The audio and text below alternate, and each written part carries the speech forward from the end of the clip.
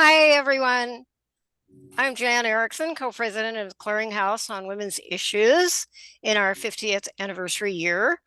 Welcome to our February meeting. It is going to be an absolutely fabulous presentation. I think it's very fitting that we have the speakers today who are going to be addressing various aspects of women in political power and the elections on this primary day for Michigan. We're all just waiting with bated breath to see what happens in this important swing state.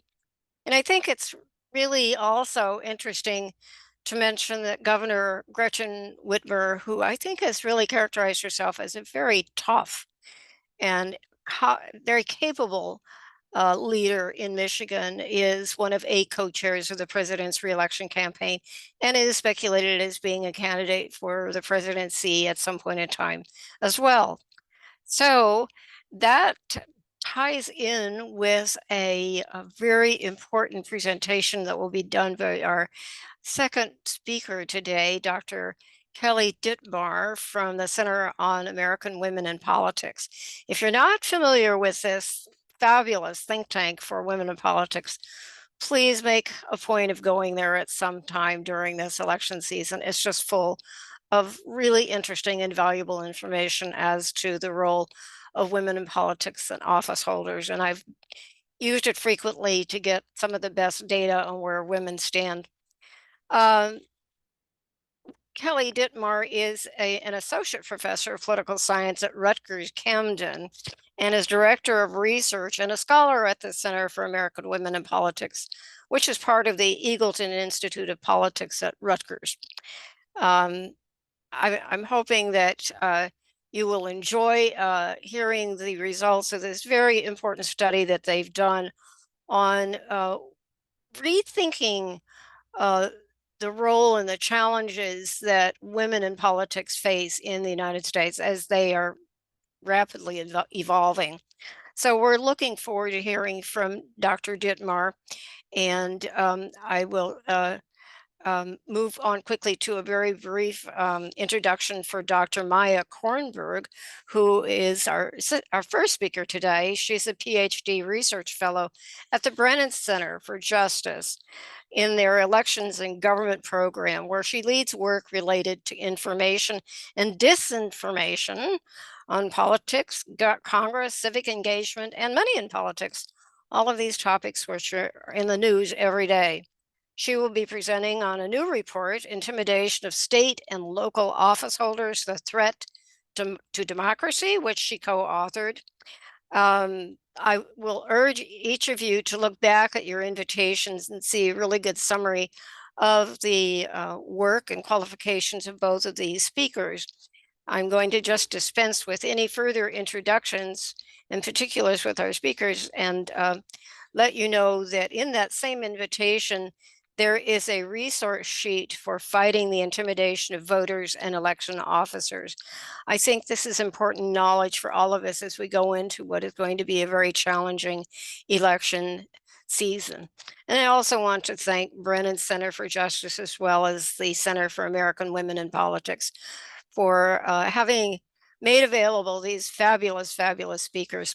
I'm going to turn over moderation of the program today to Connie Cordovilla, longtime leader in CWI, and I'll come back and forward the questions and comments from the chat. We urge everybody to put their comments and their quotes in the chat, and we will take those up at the end of both presentations. So thanks so much for being here. I think this is really the most timely program that you could participate in, and I'm going to turn it over to you, Connie. Thank you, Jan, for that introduction, and thank you, our speakers, for agreeing to come with us today. Dr. Kornberg is a person who has a lot of experience across global issues. She's worked with the International Parliamentary Union, the United Nations Development Program, the NYU Go Lab, which is Government Lab, I should say, and the Public Agenda. She's also written a book recently called Inside Congressional Committees, Function and Dysfunction in Lawmaking. And boy, that's one I'm going to go get because Lord knows we're having it here. Anyway, I'm really glad for her to come and talk to us about Brennan's most recent report on the intimidation of state and local office holders. And I'm hoping that, well, she is going to show slides and she's going to share those slides with us, which we'll put in with the recording at the end of the thing. Dr. Kornberg, it's over to you. Thank you so much. And thank you all for having me. I'm just going to share my slides and I can start. Okay, does everyone see the slides? Yes? Okay, great. Okay, so as Connie and Jan mentioned, I'm Maya. I am a fellow at the Brennan Center for Justice, and I'll be presenting about a recent report that we just published about the impact of violence on our democracy. It's a study of state and local office holders across the country. A little bit of background just to ground some of the questions that we asked. We know from previous research that political violence is pervasive. There are actually signs that it is rising, and that there are more acts of political violence across the world in 2022 compared to 2021. We know that it is an intersectional problem. This is some research. There's many other pieces showing that it affects people in different ways based on their identities and lived experiences. And we also know that in looking at it specifically in the context of women in politics, that it may be particularly important to look at state and local office because research by the Center for American Women in Politics and others has shown that local office is often a stepping stone, particularly for women, to higher office. And in kind of building political power and running for office, we know that women face disparate kind of barriers and a lot of hurdles to running that men do not, in particular women of color face this, and violence is one of the things that may impact their ambition. So in the context of this research, in the context of this climate of rising violence, our report asks three questions. In the United States today, we ask to what extent are state and local elected office holders and candidates, their families and their staff experiencing insults, harassments, threats, and attacks associated with their public roles? Do office holders from historically marginalized groups and backgrounds face disparate levels of such abuse? And does the abuse manifest in different ways? And finally, the impact of this on democracy. So we're specifically looking at three key things in our report. First of all, the impact of it on the willingness to run for re-election or to run for higher office, again, as a kind of a pipeline issue, particularly for local offices, as a deterrent for taking on certain policy positions. And finally, the way in which it affects how legislators feel safe engaging with citizens, which is, of course, a core tenet of democracy. We got at these questions, and I'll go through this briefly. If it's of interest to anyone, I'm happy to share more details about our methods. But very briefly, we did two national surveys. One of them was local office holders across the country, and one of them focused on state legislators. We asked about experiences of violence, how this violence manifested, how this violence affected people's work and their lives. We also thought that it was important to supplement these surveys with the kind of richness and lived experience that can only really be shared in long form interviews, and that surveys don't really get at. And so we had interviews with 36 state legislators across 20 states. These interviews included also what we call like an oversampling of members of underrepresented groups. So for example, we had over 10 state legislators in our interviews who identified as LGBTQ individuals, and over 20 who identified as people of color. And then we weighted the survey analysis on kind of different things to make sure that it was representative. And so I've listed some of them here. Again, if it's of interest, I'm happy to speak more about the weighting procedures. But again, it's a technique to ensure that the results are truly representative. So moving on to some of the results, the first kind of key finding, I think, of the report that's worth highlighting is that violence is pervasive. As you see in this slide, when you look at the overall numbers, about 20% of local office holders and over 40% of state legislators are saying that they've experienced threats or attacks. And then these numbers balloon up when you include less severe forms of violence like insults and harassment. So these numbers are very high. They're alarmingly high. They should not be this high in the United States today. And then as we see in both of these charts, there is a gender and race discrepancy, particularly on a local level. Women and people of color are more likely to say that they have faced this. Part of the reason that there's less of a discrepancy on the state legislator level, I might note, is because we, just because of how the surveys went out and the partnerships that we had, we asked it in a slightly different time frame. So you'll see that throughout what I'm presenting, the state legislator survey asked about current term and preceding term. The local survey asked actually every 3 months. So it asked more frequently. So that might be part of the reason for the discrepancy that we see. And this is a quote from our interviews that I think really speaks to how harrowing this is. So there's a state legislator that we interviewed over the summer, and she said last fall was the last really serious death threat I got. It was like date, time, location specific. They were going to kill me and then go to the police station and blow themselves up and take as many officers with them as possible. I realize that these quotes are going to be hard to hear, but we think that it is important to be sharing the experiences and the words of the people who are living this problem and courageously shared with us.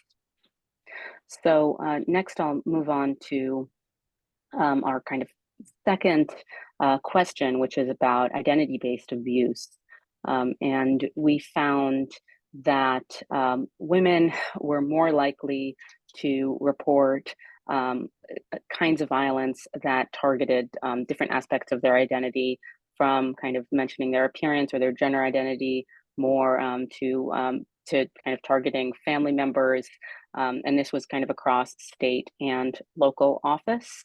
And this was really kind of fleshed out in our interviews. We heard a lot of violence that was explicitly gendered.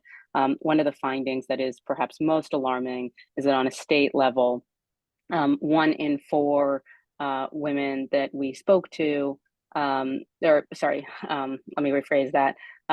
Women were 4 times as likely on a state level to experience violence that was of a sexual nature than men. So 4 times as likely on a state legislator level to experience sexual violence. So again, this speaks also to the fact that that women are experiencing different kinds of violence than men, and also on a race and ethnicity level, we found similarly that people of color were more likely to experience hostile comments about their race and ethnicity, their appearance, again, more likely to experience abusive language about their families. And then I might note, in addition to these race and gender findings, that there was an intersectional finding. So women of color were more likely to report taking life-altering steps in order to protect themselves against violence. Things like changing travel routes, changing homes, which is of course a lot of money and energy and burden that further prevents them from being able to fully do their job and stay safe. And I will also note that kind of beyond the race and gender component, and this is particularly something that we saw in our many interviews with folks, and to a certain extent in the surveys, that across marginalized groups, people were more likely to experience hate speech that was specifically misogynistic, racist, anti-Semitic, Islamophobic, xenophobic, homophobic, if they identified with, if they were a part of some of these marginalized groups. So the hatred and abuse that they received was not just more than other groups, but also specifically targeted these aspects of their identity. So again, abuse is experienced in a different way, in a disparate way by members of these marginalized groups. I'm going to read another quote from our interviews that is, again, chilling and difficult to hear, and important to hear, I think. This is a quote from a state legislator of color, and she says, "My first session, it was just a lot about race. There was someone who made a lynching joke and a 3/5 comment. I think the ones that I remember the most are the ones where I was called the N-word, and I'm sure there's more than that." And this was one of many experiences that we heard from women of color in office, sharing the racist and misogynistic abuse that they faced. Next, I'll turn to kind of the threat on democracy, that last piece that I think is so important. The graphs that I have here the tables that I have here are disaggregated by gender. But before diving into the gender differences, I think it's important to note that the numbers were high overall. So a critical mass of state legislators and local office holders of all race and gender identities told us that they were really afraid to take on policy issues as a result of violence. Things like gun control, things like reproductive rights. One story that stayed with me is a state legislator who told me that she took a step back from gun regulation legislation when her children were young out of fear for their safety. And there were many stories like this. So it's really taking a toll on the way in which people approach their policymaking. And similarly, a critical mass told us that they were less likely to run for re-election as a result of the abuse. They were less likely to engage with citizens, either online or in person. And I think this online element is particularly important in light of the Supreme Court cases that are being heard today. Social media was listed again and again and again as a major vector of abuse in our study. And then as you see here in the slide, women were much more likely to report that they were deterred from engaging with citizens, remaining in politics, bringing their families to events, working on controversial topics as a result of abuse. For me, a particularly harrowing finding is that nearly half of our local office holders in the survey that were women said that they were less likely to run for re-election as a result of abuse. So when we think about this as a pipeline and representation issue, this really matters. Similarly, nearly half on a local level are deterred from working on controversial topics. That's a substantive representation issue when we know that they are there to be representing the communities that deserve to have them representing them as their constituents. And finally, I'll just note that, and this I think speaks to the urgency of addressing the problem, that we're seeing an increase in violence. Interestingly, particularly among Republicans, as you see here, they note that there is an increase and we asked about the frequency and the seriousness of the violence. In our interviews, many of the Republicans that we spoke to attributed this to backlash for not agreeing to take extreme positions that others in their party are taking. Also, we see women reporting an increase, a larger increase than men here in terms of the seriousness and the frequency.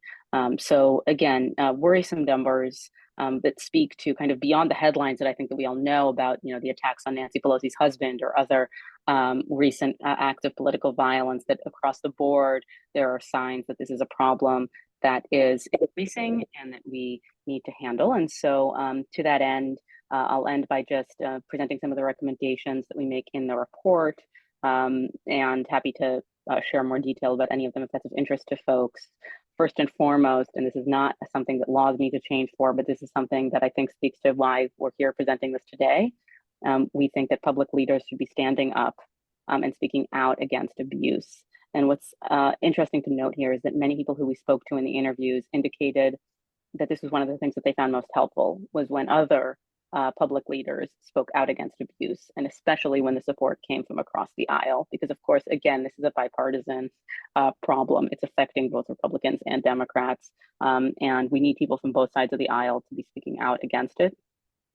States should be providing office holders with mental health services and training in resisting hate-based violence so that they have the tools to respond. Many legislators that we spoke to talked about not having access to the mental health services that they needed and to the resources that they needed for themselves and their families and their staff. States should be monitoring abuse of office holders. in order to learn about this. So on kind of the congressional level, the Capitol Police are actually collecting data on attacks against members of Congress. There's no reason why states should not be doing the same. This can be helping them to make smart, evidence-based decisions about allocating resources. States should be regulating open and concealed carry of guns where office holders interact with the public. This is something that can be done on a state level and is really important in order to keep people safe. States should be making office holders' home addresses and other personal information confidential, except when they are needed for public accountability. We talk about this a lot in the report, but address confidentiality is one of the big things that came up and something that certain states are already taking steps to address in certain instances. And states should be permitting campaign spending on security, such as home alarm and camera systems or ride shares and cabs for staff who are going home alone after events. Important to note, as we do here on the slide, that this is permitted on federal campaigns. And so there's no reason why states shouldn't also be permitting this. I didn't have time to present this in the slides, but we actually found that legislators who had lower incomes, not surprisingly, were less likely to report that they were taking steps like home alarm systems, like other things in order to keep themselves safe. And so we should be making that accessible to everyone, regardless of their socioeconomic status when they run. And finally, legislative bodies, office holders, and social media companies should prioritize freedom to safely engage in public discourse as they update policies to reduce serious harm online. And as we note, this is really important, especially today, given what we all know is going on in the Supreme Court, and given that this is something that is top of mind for social media companies and for all of us already. So with that, I will end. I have my contact information here if anyone has more questions, but I look forward to hearing your questions during our Q&A time. Thank you again. Thank you so much, Maya. That was certainly thorough and really horrifying. I have some questions I'll ask you at the end. We're going to collect questions and ask them at the end. Now I'd like to introduce everyone to our next speaker, Dr. Kelly Dittmar, who's an associate professor of political science at Rutgers University, and even more importantly, director of research and scholar at the Center for American Women in Politics at the Eagleton Institute of Politics there. We're going to hear from her about her most recent report, Rethinking Women's Political Power. And I think we do need to rethink that because we're seeing so much pushback from women about women candidates in the media and in other things. And it worries me. I mean, we fought so hard to get this far, and now we're losing ground. But anyway, she will be showing slides, and I hope that she'll be willing to share them with us too, so we can put them with recording. Dr. Dittmar? Thank you so much, Connie. Let me go ahead and do this share. Make sure it's working. All right. Great. So thank you for having me. As Maya said, it's always nice to be able to present research after you spend a lot of time working on this and to have an audience that's really open to having this conversation. As I hope many of you know, the Center for American Women in Politics has been collecting data and conducting research on U.S. women in politics for over 50 years. And much of that research has been focused on illustrating the gender disparity in political representation, illuminating its causes, demonstrating its effects. In other words, why it matters that we remedy it. But we know that tracking women's political representation, specifically the numbers of women in elective offices, which is something very central to our brand at COP, we know that that's just one piece of a larger puzzle in understanding and addressing disparities in women's political power. And so to investigate that, we had to bring in different data that could adequately address the highly complex and diverse ecosystems that women navigate to identify, access, and exercise political power. And we did that in this latest report and project, which we titled Rethinking Women's Political Power. And it was released as a public report in December 2023. And I put the link both in the chat and it's up here so that you can walk through what is a microsite that's very kind of interactive in the way that we tried to present this information. What did we do? We knew that state-focused investigation would allow us to better analyze the gender and intersectional dynamics at play within state political ecosystems, which we define as the interconnected systems networks of individuals and organizations, and overall environments in which formal and informal politics occurs. We're really covering our bases there. And we also knew that qualitative data would help us to move beyond the numbers to better understand how power functions within these ecosystems, and in very different ways for women at diverse intersections of race and party, and overall intersections of gender, race, and party. And so the report draws upon interviews with 192 political actors across 5 states, Georgia, Illinois, Nevada, Oklahoma, and Pennsylvania, to look at the state of and change in women's political power, basically from 2010 to 2023. We conducted our interviews between November 2021 and June 2023, and we focused on current and former elected officials, party leaders, political practitioners, who we include staff, consultants, lobbyists, etc., activists and advocates, also practitioners, and state-level women's political group leaders. And while we dug deeply into those 5 states, we chose those states intentionally and based on diverse characteristics that would allow us to use our findings from them to illustrate some national trends. And so the report we published shows how we were able to do that, again, focusing on major themes, with some state-specific stories and illustrations throughout it.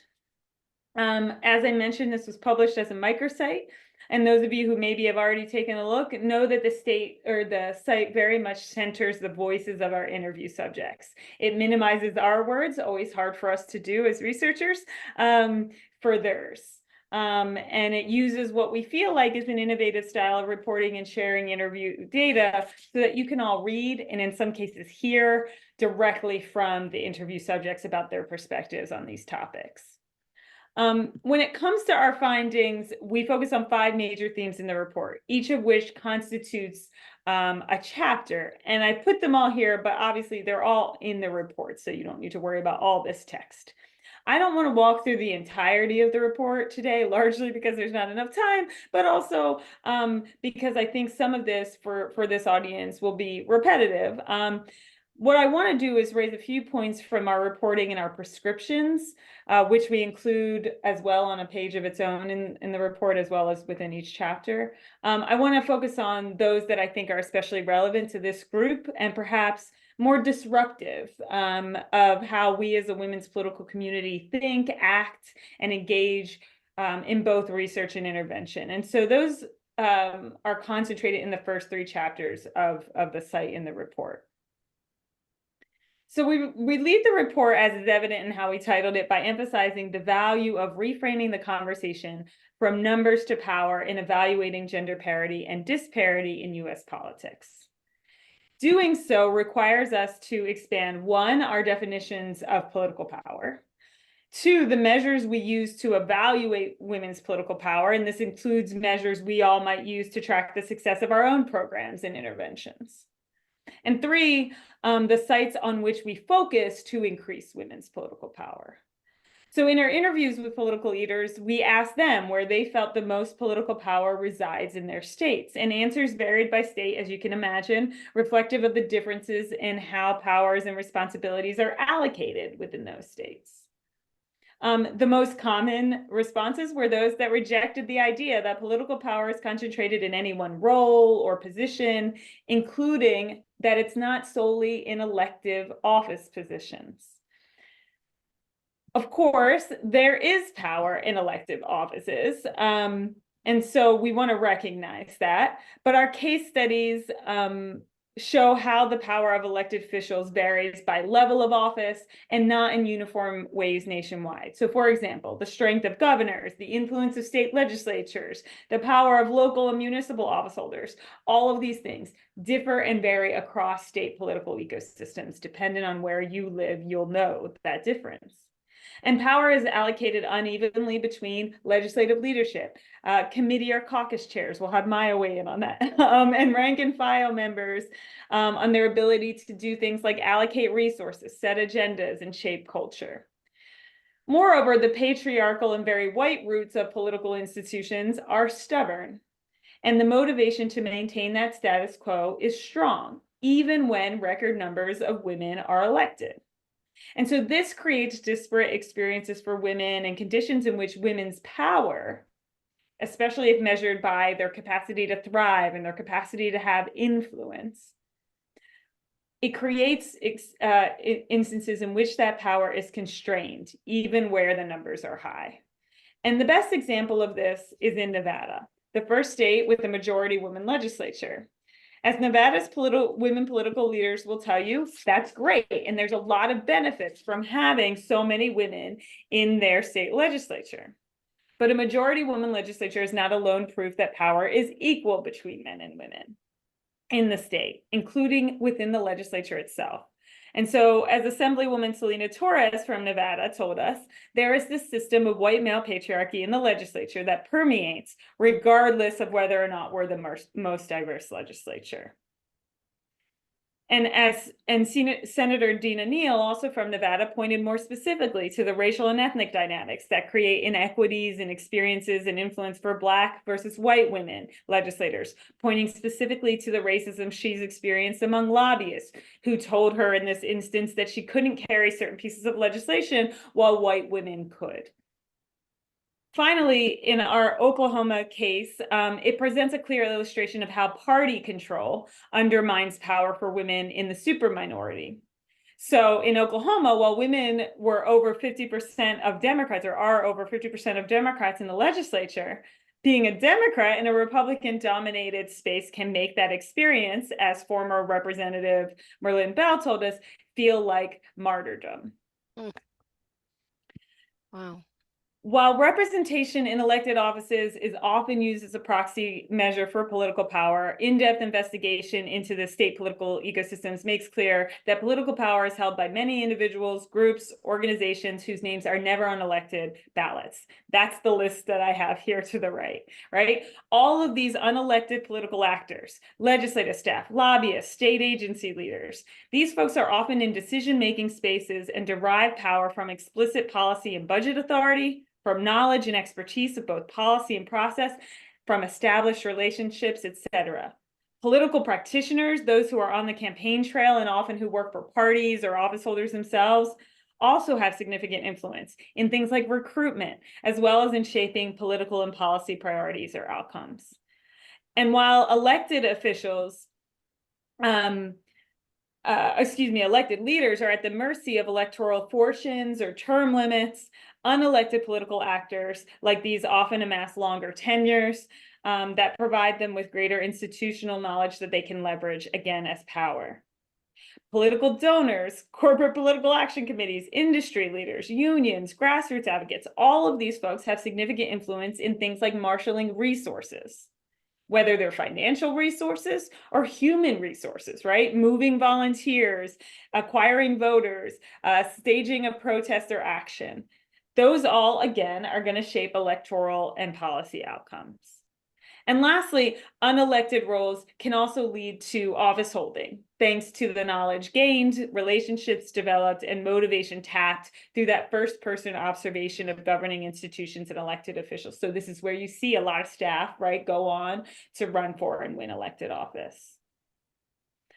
In pushing our prescriptions in the report, political actors we interviewed emphasized this.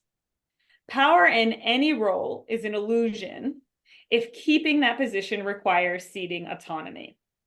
Interview subjects emphasize the value of interventions that train women on how to exercise, not simply attain power, as well as the importance of establishing alternative sites for resources, money, votes, vocal and coordinated support that women leaders can rely on when they stand up against the status quo. Those most vulnerable to ceding autonomy and authenticity are those whose preservation of power is dependent on those resources and resource sources who are prioritizing loyalty over inclusion, right? So this gets to the influence of party leaders and gatekeepers, even once these women get into office. We argue in the second chapter of the report that in order to address gender inequality within political ecosystems, women's lack of political power must be defined as a problem in need of solution in the first place. And there are real partisan disparities, both in and beyond our case states, in the degree to which gender disparities in political representation are even identified as a problem. In this case, Republicans are less likely than Democrats to identify systemic and distinct barriers to women's political representation and power. They are more likely than Democrats to cite women's individual doubts or preferences as the primary cause for that underrepresentation. They are less likely to support and engage in targeted interventions to increase diversity among candidates and office holders. And they are more likely to doubt that nonpartisan or bipartisan efforts to increase women's political power are really meant for or are helpful to them. But it's not just about if parties and practitioners define women's underrepresentation as a problem. It's also important for us to be cognizant of how we or they characterize that problem. So in this case, it's not just a Republican issue in need of addressing. For those who believe that the lack of gender parity in political leadership is undemocratic and yields inferior or unfair outcomes, making the case for increasing women's political representation and power is a value proposition. For those who believe that the lack of gender diversity among candidates is bad for party optics or misses opportunities for electoral advantage, making the case for increasing women's political representation and power or representation is an electoral proposition. The latter approach has limitations to increasing women's political power. Particularly, first, increasing women's representation through elections doesn't always yield a concomitant increase in women's political power, as I just talked about, especially if those gatekeepers continue to be white men. Next, promoting women's candidacies based on their capacity for electoral success relies often on perceptions of electability that have long disadvantaged women of color, especially those outside of racially diverse districts. And finally, factors in any political equation, such as political context, voter demand, can quickly change, while a values-based commitment to increasing gender equity is not time or context bound. So this matters for all of us in thinking about messaging. Framing gender disparities in political representation and power as a democratic problem, one rooted in the value proposition that gender and racial and ethnic diversity among those in power is not only fair, but brings a rich set of perspectives to politics and overall better outcomes to the broadest range of constituencies. All of that offers a more durable and sustainable motivation to do this work instead of focusing solely on the ability to win an election for your party, right?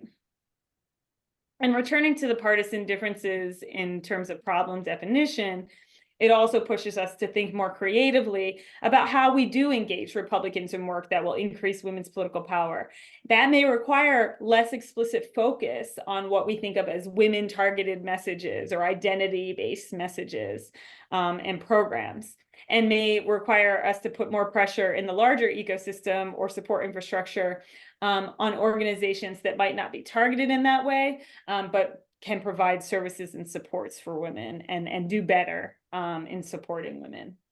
And I would add that accommodating those types of differences could also help in appeals to Democratic communities who are also averse to prioritizing identity in strategies for political success. And so we see this increasingly among young people who are like, I'm not here just to elect women, right? I'm here for X issue. And so how do we better message and make sure that in that we are empowering women in politics? And then lastly, in terms of the chapters that I wanted to touch on today, we asked all our interview subjects if a support infrastructure for women in politics exists in their state, and if so, what it includes. We also asked about what's missing in those support infrastructures. And that gave us some insight, especially for organizations like COP that do this work. So first, support infrastructures for women in politics are under-resourced and heavily reliant on volunteers. Probably don't need to tell this crowd that. It's also heavily reliant on women political practitioners themselves, who often do this work alongside their full-time careers.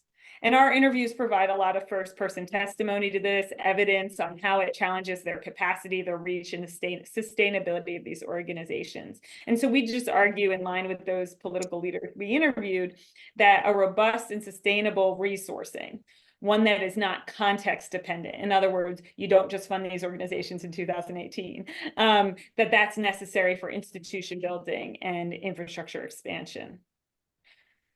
Expansion is also needed in the content of our support infrastructures for women in politics. So first interview subjects cited needs that go beyond candidate preparation, training, and education to instead, or in addition, include things like mental health supports and financial assistance, again, beyond campaign donations to address the financial challenges of running, serving, and working in political campaigns and institutions. And they frequently cited building support networks and sites of peer-to-peer engagement as really valuable. Some of those are very informal, but how do you support them in some way? And lastly, after asking interview subjects if support infrastructures exist for women in their state, we asked most of the subjects if they felt the support infrastructure served all women equally.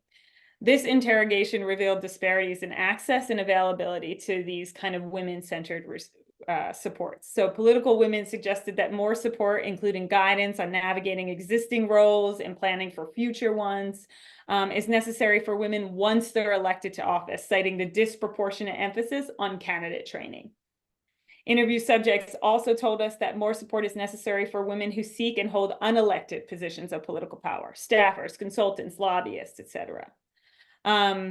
Where they exist, gender-targeted support infrastructures are more robust for Democratic than Republican women in politics, and these partisan disparities are exacerbated by what I mentioned previously. And they're exacerbated as well by the fact that Republicans tell us that they think nonpartisan programs are partisan. And so there's a sense that they don't, even those that say they're nonpartisan, aren't really being utilized by women on the right. A clear and consistent point made by interview subjects across states was that racial and ethnic disparities persist in the availability and control of support infrastructures for women in politics. More specifically, with some limited exceptions, the formalized organizations and programs available to women in politics at the state level are rarely specified to serve women at distinct intersections of race and gender. Asian, Black, Latina, and Native women leaders we interviewed pointed to their reliance on informal networks of support and engagement with race-based support programs as really working to fill that void. Relatedly, in many cases, women's political organizations are led and or resourced by white women, creating conditions under which access to gender-targeted support depends on the priorities and decisions of white women. So while we didn't ask explicitly about racial and ethnic disparities in organizational leadership in the interviews, which limits our ability to generalize, there were some folks who were very honest with us, and that candidness, particularly of some of the women of color leaders, gives us and illustrates the need for both more discussion and more action that addresses disparities in trust within these communities, understanding resources and power within the community seeking to support women in politics. And this is a long quotation, but I'll just point to the part that I want to, emphasize here, which this is a leader, a Latina leader in Nevada, who made the point that ultimately there are white women gatekeepers within our community of trying to support and promote women in politics. And that can create distinct pressures for women like her who are politically active, engaged, and can, have a lot of potential for increasing power. And as she says, to her, it's, quote, still the white women teaching women of color how to be leaders in our community. And that can really turn off folks and force another force them to look elsewhere.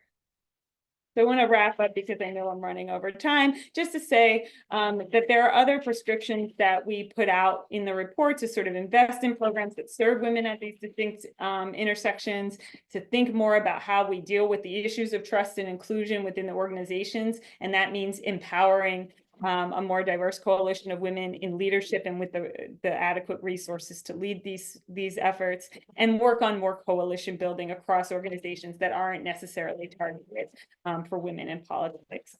And so I'll stop there and just note that the final two chapters of the report really go through some outlining some of the hurdles and opportunities, many of which you already know, but they include things like the types of environment Maya mentioned in her report. And I think that's a space where our research really overlaps to think about how do we address those challenges. So thanks again for the time.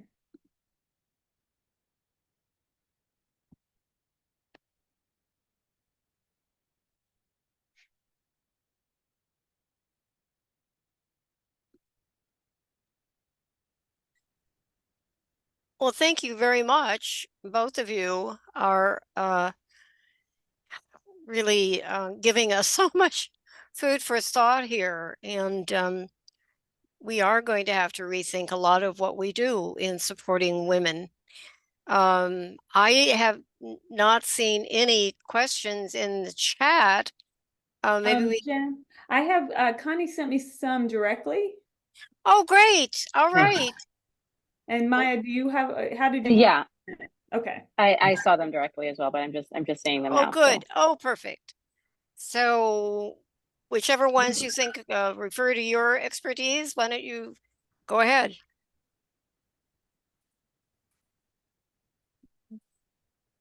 I can speak to the first one, which is how do public officials show that they mean it when they push back against hate and abuse? What follow-up is needed?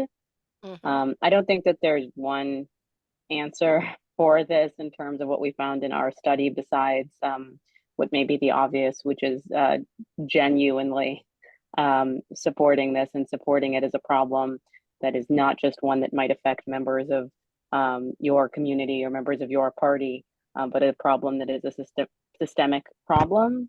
When you speak out against it, I think that it's important to continue to treat this as a problem that is not just a problem that that affects one group in American politics. It has disparate impacts on certain groups, but it's a problem that should matter to all of us. And I think it should be framed as such. And the other thing that we really do try to emphasize in the report is that we're not trying to be fear mongers. Obviously, it's a huge problem. We don't want to be discouraging people from running. We think that there are real steps that can be taken in order to address this issue. And all of the policy recommendations that we make are very concrete policy recommendations. And so I think that it is important to be kind of pairing the awareness building with a call to action to actually be implementing some of these solutions. Yeah.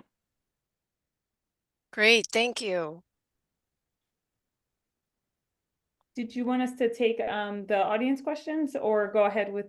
You know, whatever questions you have, I don't see any on my meeting chat here, and I know that Connie had sent those around, so. Oh, I see there's another question that Connie sent, which I'm now just seeing. Sorry. Yeah, should I take see that as well? those. I just also saw that Debbie had her hand up, so I wasn't sure. Oh, right. To prioritize. Right, Debbie does. Okay, would you answer the other part of Karen Humphrey's question? That's the lady who asked, that starts with also for questions. Yeah, sure. So this is about, using for mental health services. Yeah, so would a bill to allow candidates and office holders to use campaigns to pay for mental health services? I think that probably speaks, Maya, to more of what you're saying, but I will say it just fits as well within what this would be the types of supports that elected women did tell us would be valuable. Yeah, and I also think it's important in that context, and I think this also speaks to your research as well, Kelly, to be thinking about these resources as ones that are for candidates as well. You know, we talk about campaign spending being important, so it's not just about resources for electeds. It's also about some of these resources that we talk about, particularly the security resources being available to candidates as well through campaign spending. And I also see another question in the chat about why states don't monitor abuse and asking whether it's a budget issue. I can't speak to all the reasons why they don't monitor abuse, and I'm not going to try to, but I will say that state legislatures are often severely under-resourced, and this shows up in all sorts of different ways, and this may be one of them. I just wanted to add one thing to Maya's point, which gets to, and I would really recommend folks look at the prescriptions in the Brennan report because they're very targeted and they're very smart on things we could actually do. But even in there, like this solution, right, to do a bill, right, that would allow these campaign funds. You can imagine, and the woman who asked the question probably knows this if you're paying attention, that there's also pushback from voters to give more resources to candidates and elected officials that isn't equally given to constituents. In other words, so we should increase mental health supports for everybody, right? And so there is a challenge that elected officials in particular have in advocating for resources for themselves. We have this come up in our report a lot about pay, right? So the legislative pay is, you know, in the state of Nevada, particularly low. And so people can't do this job if they're not wealthy or they don't have some arrangement. But when you ask them, well, shouldn't you just put forth a bill to increase the legislative pay? That's how people get fired. That's how people don't get reelected, because Right. constituents are very anti. So a lot of these, some of these structural solutions become quite difficult if it's requiring the elected themselves to advocate for resources. And that's where third-party groups, really legitimizing the need can be very helpful. All right. Okay, great. I wanted to know whether Maya's presentation, are you getting a couple of doors open at social media companies? Because I think it's important for them to know this so that they understand what actions they might be able to take. Yeah, that's a great question. We're certainly now, the report is out and we're thinking about next steps, thinking about the best ways to make this information top of mind for social media companies, but also for kind of other, I think, key stakeholders that would need to be involved in advancing some of our policy recommendations. Just a follow-up, would seem like to me both of you should do TED Talks. Yeah. They prep you for those. Yeah, that would be great. So how about Jerry Burton? Hi, thank you. I was so excited to hear you talk about Nevada. I'm so happy that I joined the call. We've been supporting women in Nevada, and the shocking things when you mentioned about pay. We have a legislature that meets every other year, and it's like 3 months or whatever, how long? 4 months, And here we are supporting women to get up there, and like you say, they can't run unless they have money and support, and maybe a husband who has a better job, or they have their own companies. It was kind of eye-opening for us, like, oh, yay, women. And then, wait, what are we trying to ask them to do? But then the reason I went my question is not my, but I'm also grateful for what you did. And I've sent it to my board. Michelle Maese that you quoted from SCIU in your report is on our board with SCIU. She's the first Black woman president there, or I think the first Black president there. But we also talked to a woman who's running for state Senate who was a lobbyist. And some of the stories she told, which is reflecting what you've mentioned of the harassment, threats of assault, actual groping and assault, were happening for women lobbyists. And, we're all, yay, women up in the majority in Nevada. It's the culture's changing, the bills are changing. But she's like, yeah, but behind the scenes, it's not. That white men in particular are still holding the power, and that's why she's running. And another, Lily Barron up there, is also running in Reno for that very same reason, that we need more like really strong women running to fight this. But I didn't know if you'd included lobbyists in your interviews.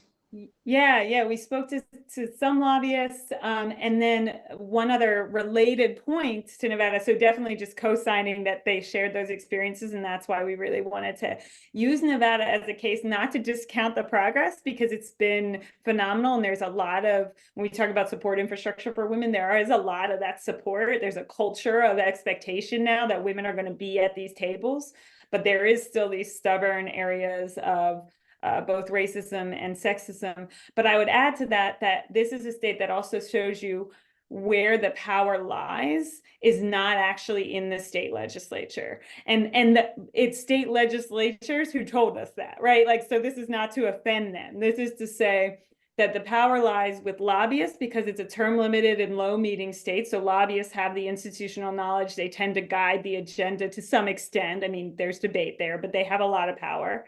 And then the Clark County Commission has a lot of power, and by the way, has one woman at this point on it.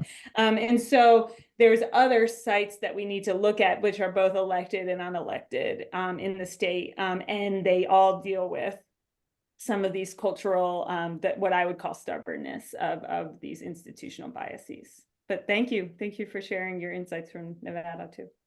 Thank you for what you're doing. Yes. Thanks, Jerry. Eleanor, do you have a question?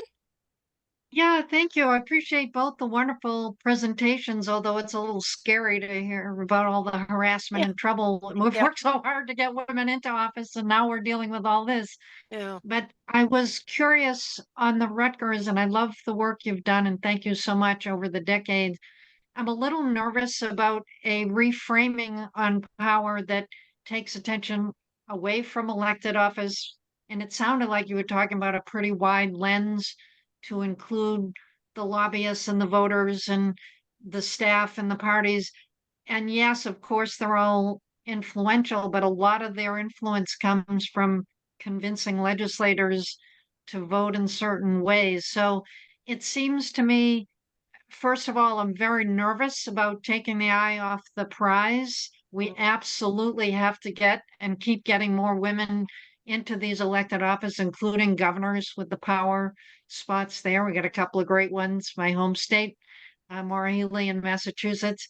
Um, and but I want to make sure we don't take our eyes off the prize of getting women into elected office and keep that as a very strong and important metric to trace. And then secondly, the wider lens makes me wonder if maybe we could do a state by state analysis. So you mentioned, for example, in states where there's Wow. term limits, the lobbyists actually have more power because they're there year Mhm. after year after year, and the legislators move out.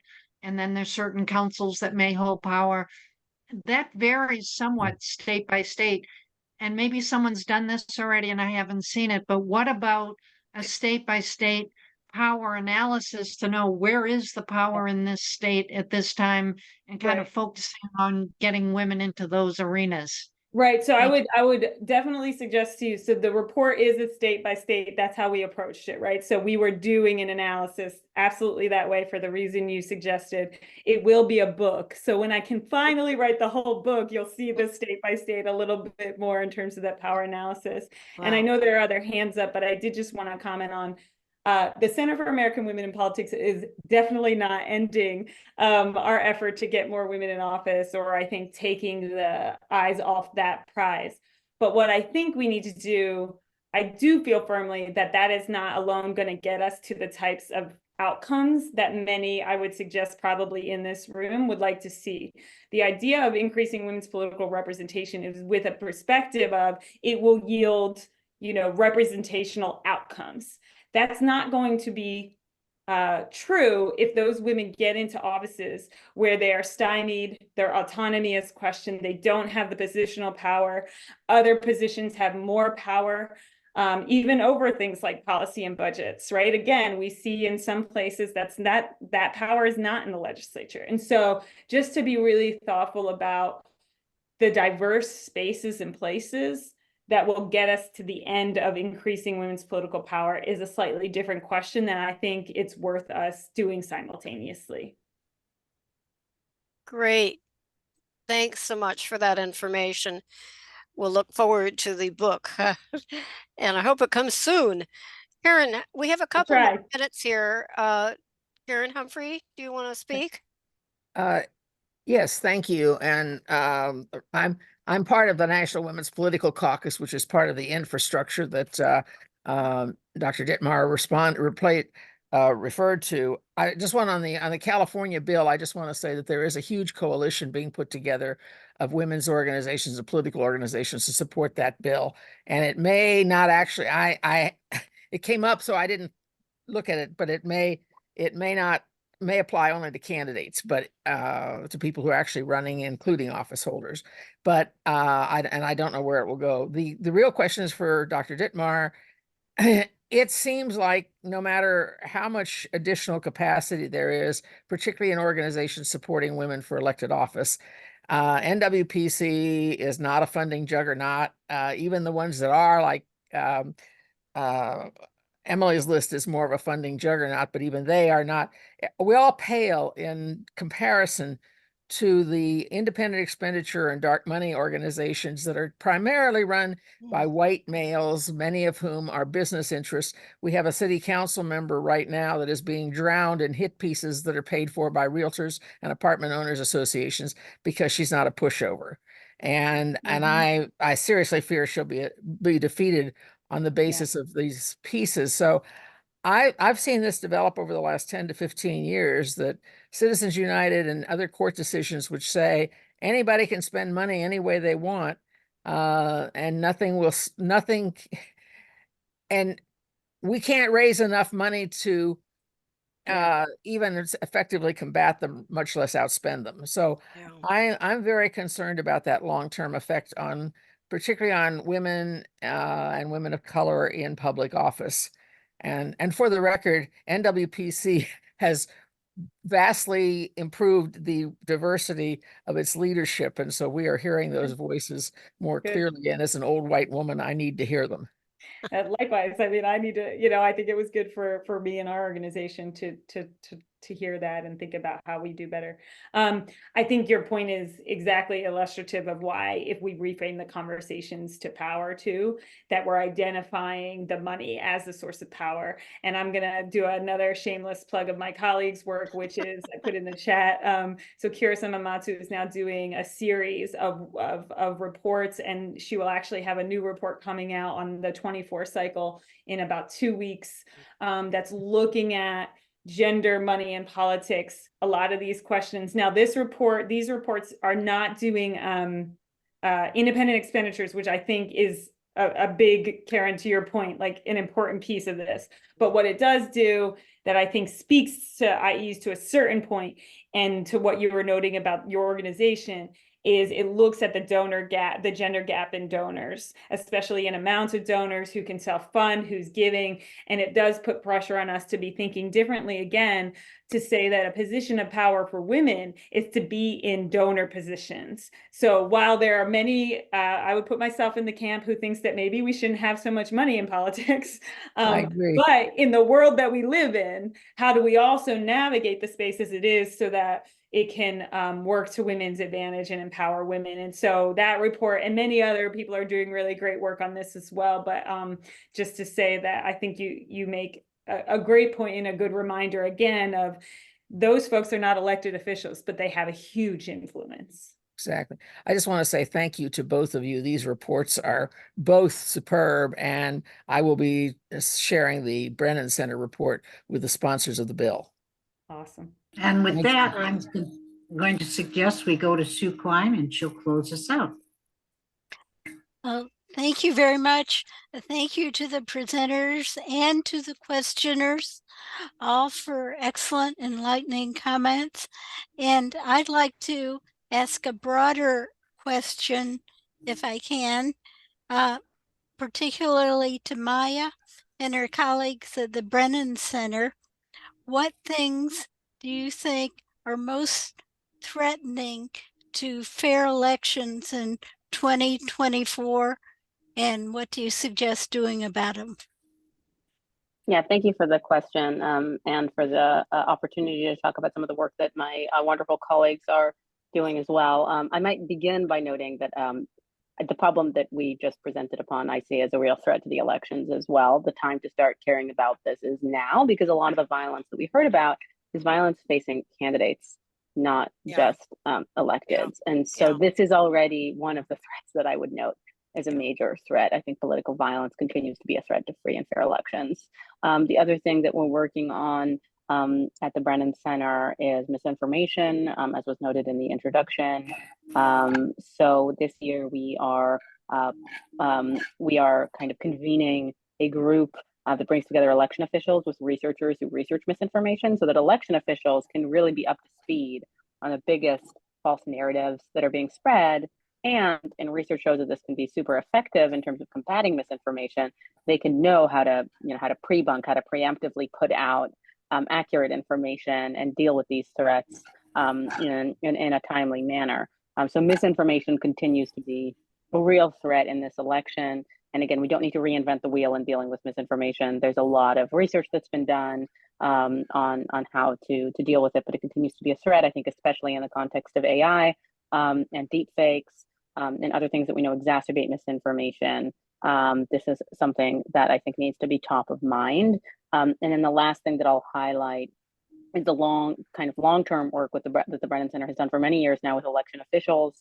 We've talked a lot about state legislators and local office holders being under-resourced and understaffed. Election offices are severely understaffed. According to some research, I think that the number is about 20% of election workers in the upcoming election are going to be new, which means that they don't have the institutional knowledge, we don't have the expertise.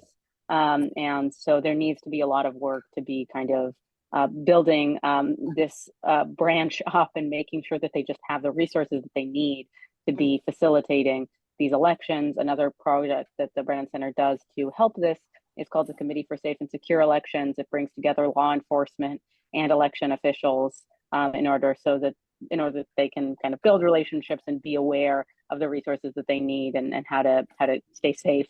And so this is just one of many examples, I think, that should be happening of collaborations to build up the resources of election officials themselves. I could go on because we do a lot of stuff on voting, as you know, but I think those are the main ones I would flag. Thank you so much. Sue, do you have anything more to add?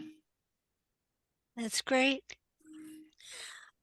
I should just also remind folks that in the invitation that we sent around for this program, there is that list of resources for working in the election and encountering many of these problems that we've been discussing. In the meantime, just our heartfelt thanks to a really terrific program from the Brennan Center, Dr. Kornberg, and from the Center on Women in Politics, Dr. Dittmar, and looking forward to your books and future reports. And everybody, please go visit their websites. Thank you. Thank you. Thank you so much for having us. Yes. All righty. Bye.